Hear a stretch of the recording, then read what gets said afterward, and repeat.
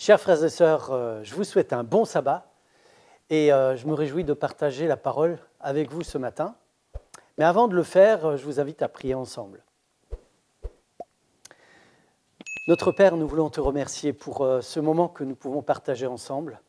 Nous te remercions pour ta parole et Seigneur, nous te remercions parce qu'au travers de cette parole, tu te révèles à nous, tu nous parles, tu nous révèles à nous-mêmes également et tu nous parles de ce moyen que tu as mis en place et qui nous permet d'accéder à la vie en abondance dont Jésus parle.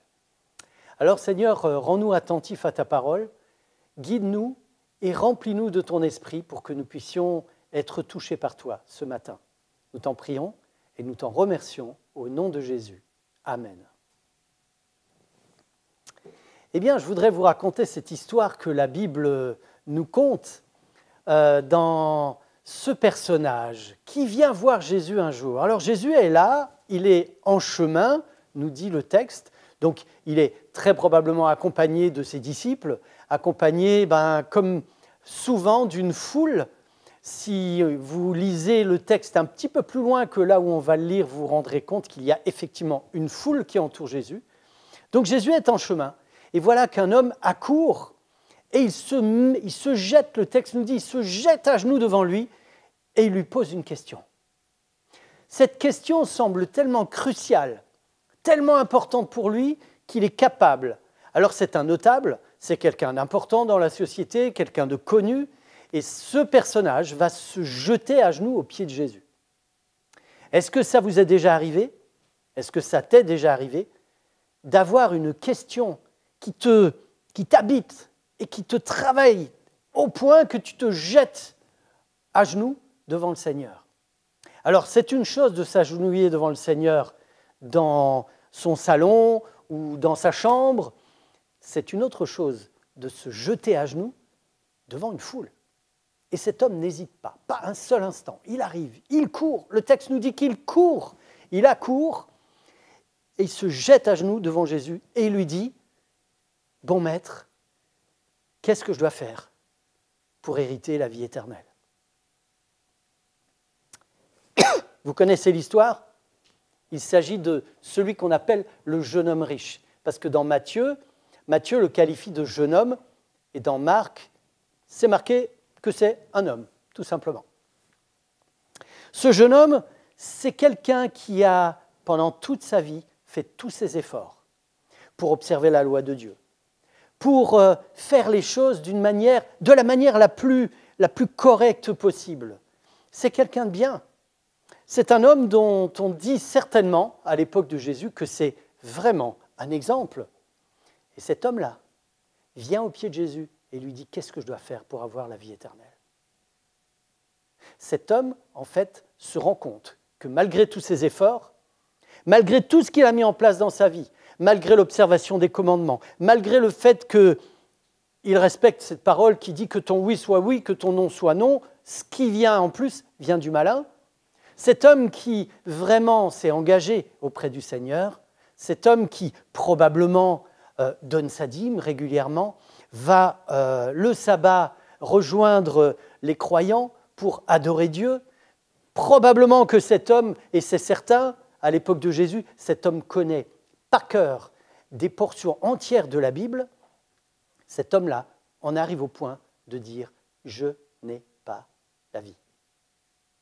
Parce que la vie éternelle dans la Bible, c'est autre chose que la vie courante, c'est la vie, mais la vraie vie. Vous savez, cette vie que l'on expérimente lorsqu'on est en proche relation avec le Seigneur, cette vie à laquelle on goûte simplement lorsqu'on lui ouvre son cœur et qu'on le laisse rentrer dans notre vie, dans notre cœur.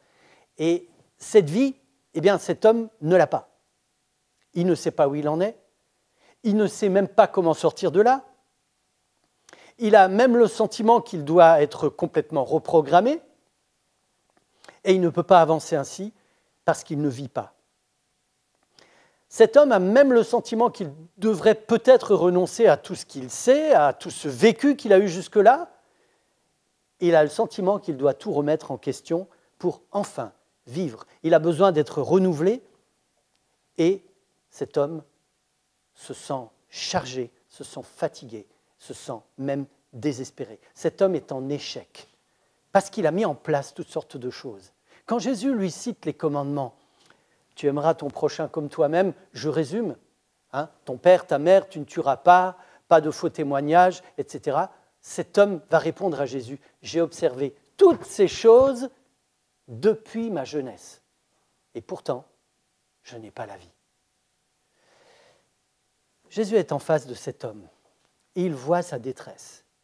Je ne sais pas si la détresse de cet homme vous dit quelque chose, parce que cet homme s'appelle Philippe, cet homme s'appelle Manu, cet homme s'appelle Gaël, cet homme s'appelle Odette, cet homme s'appelle Karine, cet homme s'appelle Daniel, cet homme s'appelle peut-être Jean-Marc. Et vous savez, on peut très bien comprendre ce qu'il vit. N'avons-nous pas parfois la même expérience qui fait qu'on a vraiment le sentiment d'un échec, le sentiment qu'on ne sait pas trop où on en est, le sentiment d'avoir fait des choses, et ce n'est pas qu'un sentiment, on a fait des choses, on a mis des choses en place dans notre vie qui sont relatives à la parole de Dieu, et pourtant, on n'a pas la vie. Qu'est-ce que je dois faire pour avoir la vie éternelle? Dans Marc 10, versets 24 à 27, nous trouvons ces paroles de Jésus qui dit à ses disciples « Qu'il est difficile à ceux qui se confient dans les richesses d'entrer dans le royaume de Dieu ?» Et les disciples de répondre à Jésus « Mais alors qui peut être sauvé ?» Et Jésus de dire « Cela est impossible aux hommes, mais non à Dieu, car tout est possible à Dieu. » Autrement dit, tout ce que je peux mettre en place pour avoir la vie, pour vivre vraiment, pour être sauvé, pour avoir cette vie éternelle. Mais vous savez, la vie éternelle ne commence pas essentiellement quand Jésus revient. La vie éternelle commence maintenant. Et cette vie éternelle, vous savez, c'est la vie que Dieu nous donne. C'est la vie qui nous fait vraiment vivre et qui nous donne le sentiment d'exister et d'exister pleinement. La vie en abondance dont Jésus parle. Et cet homme se sent faible, en échec, faible, et je voudrais qu'on parle de la faiblesse ce matin. Vous connaissez ce texte dans lequel Paul parle de faiblesse. Je sais, la faiblesse, c'est un sujet vraiment compliqué. Vraiment compliqué. 2 Corinthiens 12, versets 8 et 9, nous trouvons Paul qui nous dit la chose suivante. « 3 fois j'ai prié le Seigneur de l'éloigner de moi. Et il m'a dit, ma grâce te suffit, car ma puissance s'accomplit dans la faiblesse. Je me glorifierai donc bien plus volontiers de mes faiblesses, afin que la puissance de Christ repose sur moi. » La puissance de Dieu s'accomplit dans la faiblesse, dans ma faiblesse, dans nos faiblesses. Vous savez, la faiblesse, on ne l'accepte pas, parce que la faiblesse nous met en échec, parce que la faiblesse nous dévalorise, parce que la faiblesse, eh bien, nous la trouvons hideuse. La faiblesse nous met en colère. La faiblesse réduit notre avenir, réduit notre passé, réduit notre vie. Et nous avons horreur de la faiblesse, horreur de l'échec. Et le jeune homme riche de dire à Jésus, « Que dois-je faire pour hériter la vie éternelle ?» Oui, parce que nous essayons de faire des choses pour sortir de là, pour pouvoir enfin vivre. Qu'est-ce que je dois faire pour hériter la vie éternelle? Et puis, j'ai envie de vous dire, lorsque Paul parle des faiblesses dans lesquelles il se glorifie, il parle, excusez-moi, du peu, de faiblesse honorable. Vous savez, un problème de santé, un problème de souffrance physique, ça, c'est une faiblesse honorable. Ce n'est pas une faiblesse parce qu'il y a un problème moral, un problème spirituel. Mais voilà, en ce qui concerne les faiblesses, le Seigneur nous dit « Ma grâce te suffit et ma puissance s'accomplit dans ta faiblesse. » J'allais vous dire, peu importe la faiblesse, ma grâce te suffit. Et ça, c'est quelque chose de si important à entendre. La grâce de Dieu me suffit. La grâce de Dieu te suffit. La grâce de Dieu nous suffit pour sortir de cette faiblesse, pour pouvoir vivre, enfin. Mais comment la puissance de Dieu peut-elle s'accomplir dans ma vie faible, dans mes faiblesses? Comment Dieu fait-il donc pour manifester autant d'amour alors que nous trépignons d'impatience pour sortir de là?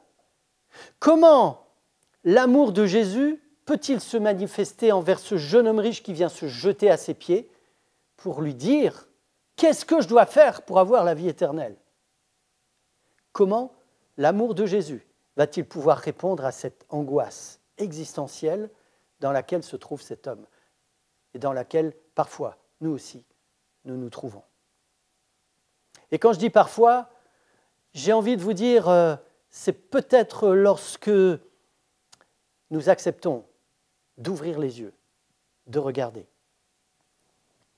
Vous savez, lorsque nous sommes cassés, lorsque nous sommes brisés, lorsque nous sommes jetés à terre, lorsque nous nous en voulons pour telle et telle et telle chose, lorsque, vous savez, il y a ces péchés récurrents qui se manifestent encore et encore et encore, et lorsque nous nous rendons compte que nous en sommes encore là.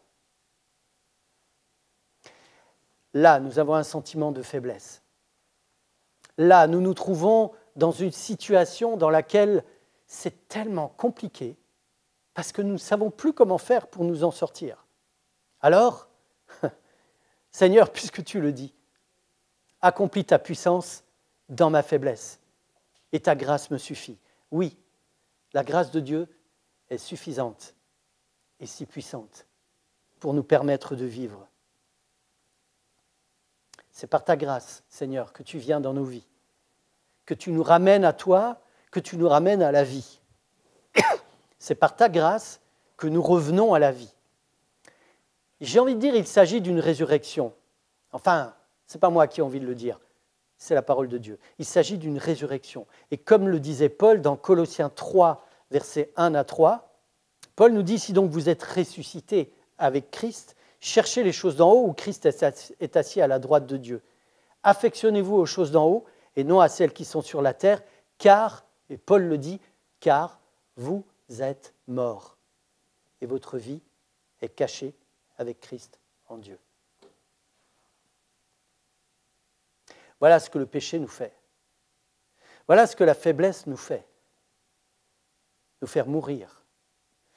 Et nous avons du mal à réaliser que nous sommes morts.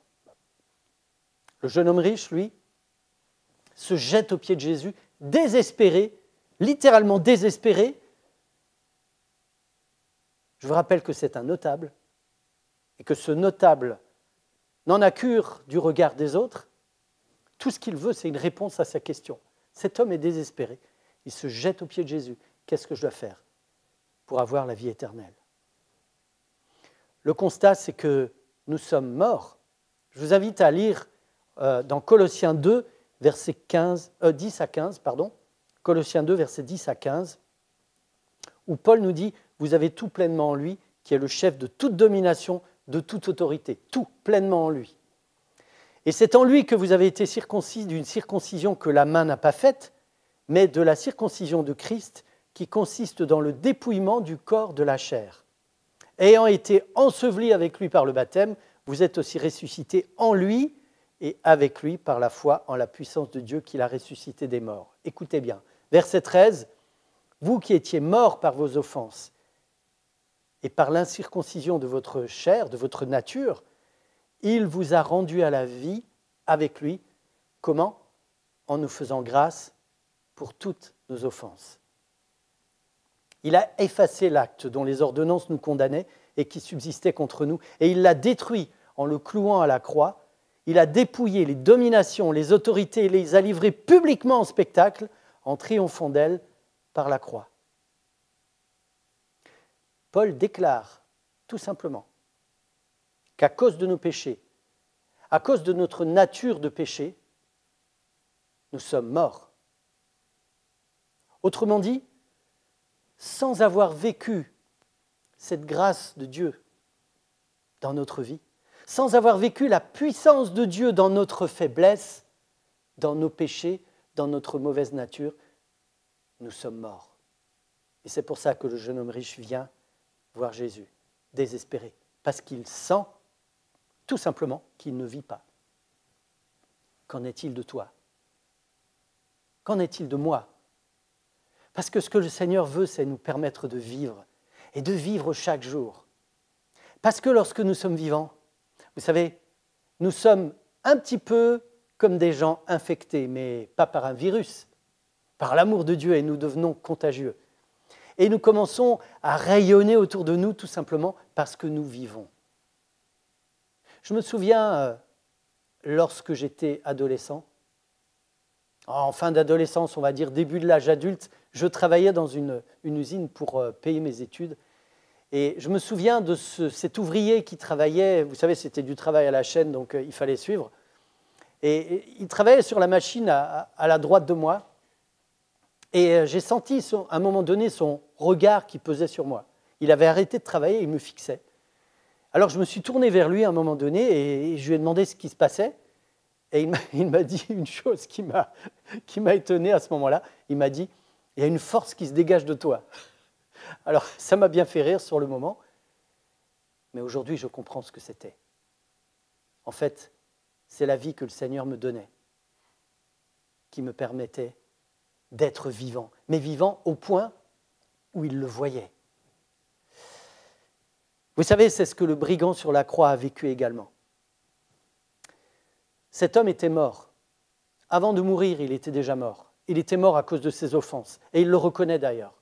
Parce que lorsque l'autre brigand se met à insulter Jésus, à reprendre Jésus, cet homme va dire « Ne crains-tu pas Dieu, toi qui subis la même condamnation ?» Et il va dire « Pour nous, c'est justice. » Autrement dit, la croix, ce que je suis en train de payer là en ce moment sur la croix, c'est juste, je le mérite. Parce que tout ça, ça a un goût de mort dans ma vie. Je suis déjà mort. Et il se tourne vers Jésus, autant qu'il le peut, attaché à cette croix. Il le regarde et il lui dit « Souviens-toi de moi quand tu viendras dans ton règne. » Autrement dit, être sauvé, avoir la vie, la vraie vie, ça vient de toi. Ça vient du fait que tu te souviens de moi. Ça vient du fait que j'accepte que tu te souviennes de moi, que j'accepte que tu es en train de payer à ma place pour mes péchés. Et j'accepte la vie que tu me donnes. C'est pas facile de faire ça, j'imagine cet homme, ce brigand qui est là et qui accepte simplement de reconnaître ce qu'il est. Cet homme a été rendu à la vie avec Jésus, qui lui a fait grâce pour toutes ses offenses. Et c'est une réalité, cette résurrection. Cet homme a été ressuscité à l'instant. Je ne suis pas en train de parler de la résurrection des justes lorsque Jésus reviendra. Je suis en train de parler de ce dont la Bible nous parle, de cette résurrection en Christ. C'est-à-dire, grâce à l'amour de Jésus, cet homme va s'accrocher à ça et il va entendre ce qu'il est pour Dieu et accepter cet amour qui vient et qui va lui faire grâce pour toutes ses offenses. Oui, nous avons été graciés par le Seigneur pour toutes nos offenses, pour toutes nos offenses. Les offenses passées, présentes et futures. Nous avons été graciés dans notre faiblesse. Même si je n'aime pas ma faiblesse, c'est depuis ma faiblesse que je peux lever les yeux vers la croix et que je peux entendre que jusque-là, j'étais mort. Mais maintenant,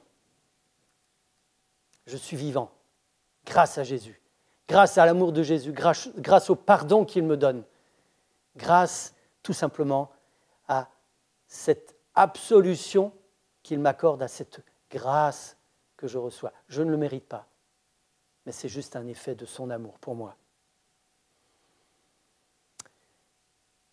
Merci Seigneur de nous avoir ressuscités avec Christ. Merci Seigneur de cet amour que tu nous donnes. Merci de nous aimer dans notre vie, de venir dans notre vie dans laquelle nous essayons parfois de toutes nos forces, nous essayons de vivre comme le jeune homme riche, nous essayons de respecter ce que le Seigneur nous donne, nous essayons de faire les choses bien et de bien faire les choses, et c'est très bien tout ça. Mais ce n'est pas ça qui nous apporte la vie. Ce n'est pas parce que je suis un enfant de Dieu impeccable que je vis. C'est parce que je suis pardonné par Jésus, parce que je vis dans sa grâce et parce que j'entends ma faiblesse, parce que j'entends la mort dans laquelle je suis et que je la dépose aux pieds du Seigneur, qu'il me ressuscite, qu'il me rend à la vie littéralement. Et il s'agit de baisser la garde pour ça. Il s'agit d'accepter et de demander au Seigneur, et je vous invite à le faire, demandons au Seigneur l'humilité nécessaire pour chaque jour, pour pouvoir reconnaître où nous en sommes et ce que nous sommes devant lui. Ce que Paul veut dire lorsqu'il parle de cette joie qui vient de la vie, vous savez, cette reconnaissance, pendant cette semaine, on a eu une réunion de prière où Patrice nous a proposé ce texte qui se trouve dans 1 Thessaloniciens 5, et je voudrais simplement citer les versets 16 et 17, où Paul dit « Soyez toujours joyeux, priez sans cesse, rendez grâce en toutes choses, car c'est à votre égard la volonté de Dieu en Jésus-Christ. Rendez grâce en toutes choses, soyez toujours joyeux. » Eh bien, quand je suis mort, je ne peux pas être joyeux. Ce n'est pas possible. D'ailleurs, quand vous lisez l'histoire du jeune homme riche, quand Jésus lui dit « Donne tout ce que tu as, tout ce dont tu t'es servi jusqu'à présent pour essayer de vivre, tes richesses, et fais-moi confiance. Crois dans mon amour et suis-moi. Et là, tu auras un trésor dans le ciel. » Ce jeune homme est reparti, nous dit le texte, tout triste. On ne peut pas être heureux lorsque on est dans la mort. Ça me semble évident. Mais ce qui est peut-être moins évident, c'est de se rendre compte qu'on est dans la mort. C'est de se rendre compte que, comme Paul nous le dit, dans ce texte de Colossiens chapitre 2, verset 13, « Vous étiez morts par vos offenses et par l'incirconcision de votre nature. Vous étiez morts par vos offenses. » On n'a pas toujours le sentiment de ça. Et on a parfois tellement de choses qu'on a mises en place pour compenser, pour essayer d'y parvenir, mais il n'y a rien d'autre que la grâce de Dieu, que l'amour de Dieu qui nous amène à la vie. Je voudrais aller un petit peu plus loin en parlant de cette reconnaissance. Quand Paul parle de reconnaissance, je vous invite à prendre un texte qu'on a déjà lu la semaine passée, qui se trouve dans Colossiens 3, versets 15 et 16, où Paul nous dit que la paix de Christ à laquelle vous avez été appelés pour former un seul corps règne dans vos cœurs. Et soyez reconnaissants. Que la parole de Christ habite parmi vous abondamment. Instruisez-vous et exhortez-vous les uns les autres en toute sagesse par des psaumes, par des hymnes, par des cantiques spirituels, chantant à Dieu dans vos cœurs sous l'inspiration de la grâce. Dans ce passage, je trouve plusieurs mentions de la reconnaissance. Au verset 15, « Soyez reconnaissants ». Au verset 16, « Instruisez-vous, exhortez-vous les uns les autres en toute sagesse par des psaumes, par des hymnes, par des cantiques spirituels, chantant à Dieu dans vos cœurs. » Notez bien, sous l'inspiration de la grâce. Autrement dit, c'est la grâce de Dieu qui nous sort de la mort et qui nous ressuscite littéralement. C'est la grâce de Dieu qui va nous inspirer les psaumes, les hymnes, les cantiques spirituels, les chants que nous allons offrir à Dieu et la reconnaissance qui vient de notre cœur. C'est logique, c'est une conséquence logique. On part de la faiblesse et on arrive aux louanges qui viennent toutes seules et sortent naturellement, tout naturellement de notre bouche, parce que de mort que nous étions, et vous savez, je pense que nous avons besoin de demander au Seigneur de nous ouvrir les yeux sur notre mort, sur notre nature, sur notre péché. Parce que tant que nous n'avons pas les yeux ouverts, nous nous illusionnons à ce sujet et nous ne pouvons pas la lui apporter, cette mort. Donc nous ne pouvons pas vivre ou pas vivre au point où le Seigneur voudrait que l'on vive. Alors, je tiens à vous dire, on n'est pas en train de faire une séance d'entraînement à la grâce de Dieu non plus, parce que le Seigneur nous connaît. Et le Seigneur sait que cette expérience-là, c'est un chemin de vie, et de vie de chaque jour. Chaque jour, je peux venir au Seigneur. Chaque jour, je peux le remercier de me sortir de la mort. Et peut-être que chaque jour, je peux parler au Seigneur de ce qui se passe dans ma vie, pour pouvoir lui ouvrir mon cœur et laisser le Saint-Esprit me montrer tous les endroits dans lesquels je suis mort, pour que le Seigneur puisse me redonner la vie. La paix, vous savez, la paix dont Paul parle dans ce passage, c'est l'état dans lequel Dieu avait créé l'humanité au départ.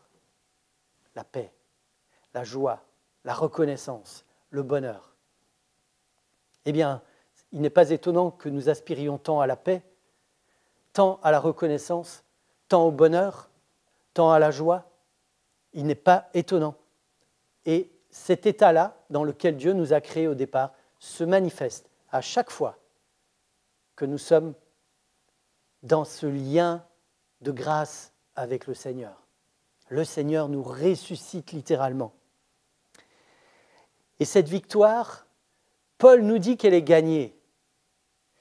La preuve, lisons dans Colossiens 2, versets 13 à 15, où Paul commence en nous disant « Vous qui étiez morts par vos offenses », et il met ça au passé, et par l'incirconcision de votre nature, il vous a rendus à la vie avec lui en nous faisant grâce pour toutes nos offenses. Il a effacé l'acte dont les ordonnances nous condamnaient et qui subsistait contre nous, et il l'a détruit en le clouant à la croix. Il a dépouillé les dominations, les autorités et les a livrées publiquement en spectacle en triomphant d'elles par la croix. C'est un chant de louange. La victoire est acquise. La paix est gagnée. Elle nous est offerte parce qu'alors que j'étais mort par mes offenses, alors que j'étais dans une faiblesse que je n'imaginais même pas, alors que ma nature de péché me tenait prisonnier dans la mort, Jésus m'a fait grâce pour toutes mes offenses en donnant sa vie pour moi. La victoire est acquise parce qu'en donnant sa vie, Jésus, le texte nous dit qu'il a dépouillé de leur pouvoir les dominations, les autorités et les a livrées publiquement en spectacle en triomphant d'elles par la croix. Alors vous pensez bien que si Jésus a triomphé de toutes ces puissances démoniaques à la croix, il a également triomphé du péché dans ma vie et de ma nature de péché qui me tire vers le bas. Jésus nous a ressuscités avec lui. Il nous a arrachés de cette mort dans laquelle nous sommes tellement naturellement. Vous savez, c'est un peu comme lorsque les armées nazies, à la fin de la Seconde Guerre mondiale, ont été dépouillées de leur pouvoir, de leurs armes, de leur position, de leurs possessions, et lorsqu'elles ont été livrées publiquement pour que tout le monde sache qu'elles ont été défaites. C'est exactement ce qui s'est passé à la croix. Et nous devons prendre conscience de ça, parce que le péché dans notre vie a été anéanti à la croix. Alors je sais, oui, il se manifeste encore. Oui, je sais que parfois, et peut-être trop souvent dans nos vies, nous nous sentons encore coupables. Et c'est une réalité, le péché dans notre vie. Mais ce que le Seigneur nous dit, c'est que nous avons été ressuscités avec Jésus. Jésus nous ramène à la vie. Et si nous retombons, nous avons, Jean nous dit dans sa première épître, il nous dit « Nous avons un avocat auprès du Père. » Et il intercède pour nous. Et il se bat pour nous. Et il offre son sang, il offre sa grâce pour que jour après jour, nous puissions en bénéficier et avancer sur le chemin de vie qu'il nous propose. Eh bien, en fait, nous pourrions dire que pour Jésus, pour notre Dieu, nous sommes en fait un trophée de la victoire de Jésus à la croix. Et vous savez quoi ? Tu peux vivre, je peux vivre, comme un signe de la victoire de Jésus, comme un signe de la victoire des armées célestes, comme un signe de la victoire de l'amour de Dieu pour nous. Nous pouvons vivre comme un signe de victoire. Nous sommes donc un signe de victoire, un signal de la victoire à la gloire de Dieu. Nous sommes sauvés de la mort et jour après jour, nous pouvons jouir et découvrir la vie que tu nous donnes, Seigneur, la résurrection que nous trouvons dans ton Fils Jésus, dans ton amour qui s'est manifesté à la croix d'une manière tellement évidente et qui est là depuis toujours. L'amour de Dieu existe depuis toujours. Il n'a pas été inventé à la croix, il existe depuis toujours. Alors, frères et sœurs, je vous invite à un petit exercice pour cette semaine. Je vous invite à vivre chaque journée qui va passer pendant cette semaine comme un signe de victoire à la gloire de Dieu. Dans la paix, dans la vie, la vraie vie, la vie éternelle, la vie en abondance. Et que cette vie puisse déborder autour de nous. Et je vous invite à chaque jour à prier le Seigneur par rapport à ça et à lui demander d'être ce signe de victoire, non seulement dans nos vies, mais aussi par rapport à nos frères et sœurs, mais aussi par rapport à ce monde qui nous entoure, ce monde qui vit vraiment quelque chose de difficile et de compliqué en ce moment. Alors, le Seigneur nous donne un privilège immense, qui est celui d'être un signe, un signal de la victoire de la croix. Et tout cela dans la vie, dans le bonheur, dans la reconnaissance. Que le Seigneur nous bénisse comme il le souhaite et nous permette d'expérimenter chaque jour sa présence. Amen. Pour terminer ce moment, je vous invite à prier ensemble pour que nous puissions vraiment nous remettre entre les mains du Seigneur et lui demander de nous accompagner dans ce cheminement. Prions. Notre Père, merci. Merci pour ta parole qui est tellement puissante, tellement concrète, tellement belle. Merci pour ta parole qui s'adresse à nous, à nos vies, à chacun. Et merci pour ta parole dans laquelle nous nous reconnaissons et qui nous appelle simplement à regarder à la croix. Oui, Seigneur, nous étions morts par nos péchés et à cause de notre nature de péché. Et Seigneur, jour après jour, tu veux nous ramener à la vie. Jour après jour, tu veux nous ressusciter de ces petites morts que nous vivons au long de nos journées. Et nous voulons te demander une chose, Seigneur, c'est que chaque jour de cette semaine, nous puissions expérimenter cette vie en toi, cette résurrection en toi. Donne-nous cette vie, Seigneur. Donne-nous ta grâce et donne-nous de comprendre ta grâce et de l'expérimenter au quotidien pour que nous puissions la partager autour de nous et que tu sois glorifié, que nous soyons ce signal de ta victoire à la croix, à ta gloire. Nous t'en prions au nom de Jésus, notre Sauveur. Amen. Voilà, je vous souhaite un bon sabbat et je remercie le Seigneur d'avoir été avec vous, même si c'est d'une manière virtuelle, mais dans nos cœurs, nous sommes unis en Jésus. Amen.